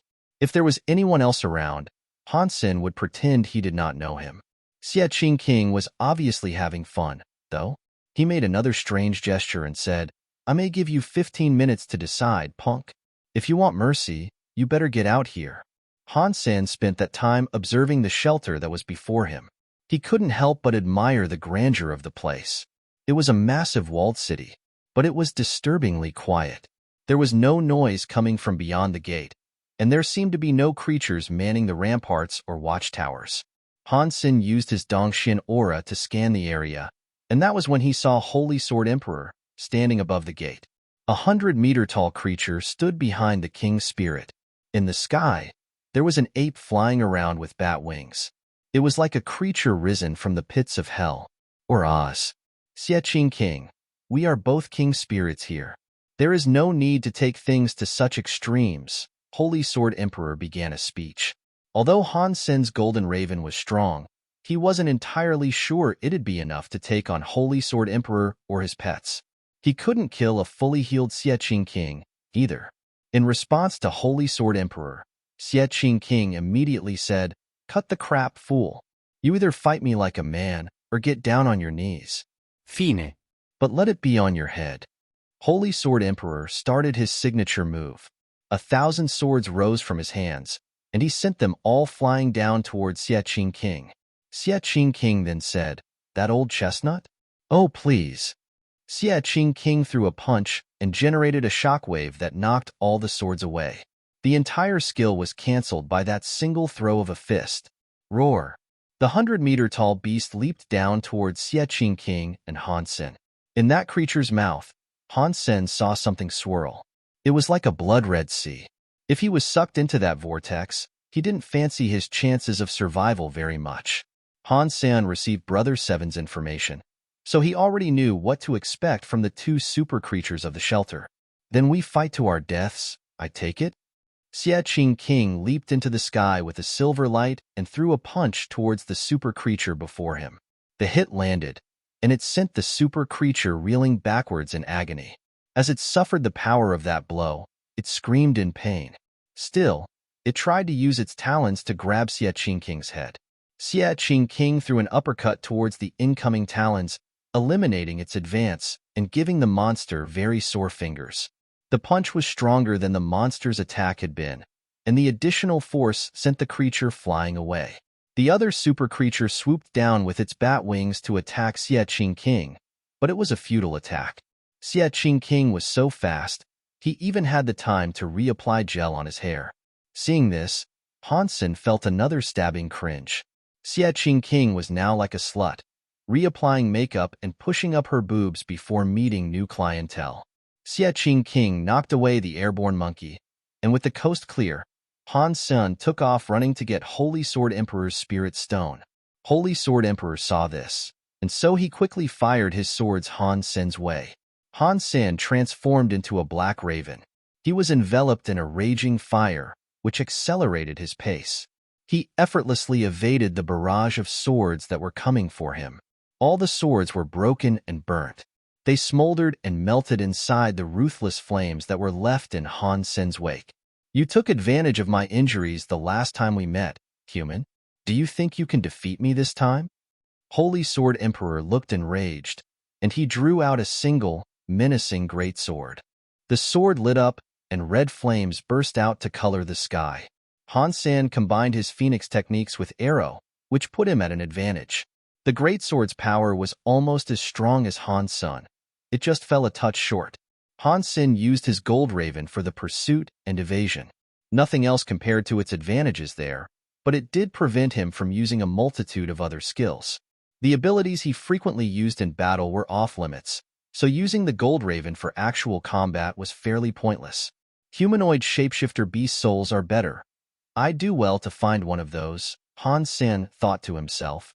But for now, Han Sen blazed through the streets like a phoenix. When choosing to engage with Holy Sword Emperor, he struck from a dizzying array of different angles. With the speed at which Han Sen came for Holy Sword Emperor, the spirit could do little to fight back, and so he was forced onto the defensive, using his greatsword to block each attack. When the time for him to attack did come, though, each hit was like a wave against Han's senator. Fortunately, he was able to slice and deflect each attack with his wings. He then used Dongxian Aura to scan the shelter. Aside from Holy Sword Emperor and the two super creatures, there really was nothing else living there. Where is everything gone? Has he evacuated the shelter of its inhabitants, in the knowledge he was going to die? Han Sen frov ned. With his fight against Holy Sword Emperor starting to look like a stalemate, Han Sen decided to fly off in search of the spirit hall. The shelter was very large, but at the speed his transformation allowed him to travel, locating it would not take long at all. Han Sen's blood wings burnt everything in their path, and if he wished to look inside buildings, he simply sliced the roofs of houses off. Han Sen's gleeful destruction of the shelter infuriated Holy Sword Emperor all the more, and while the spirit tried to pursue his feathery nemesis, he could never catch up.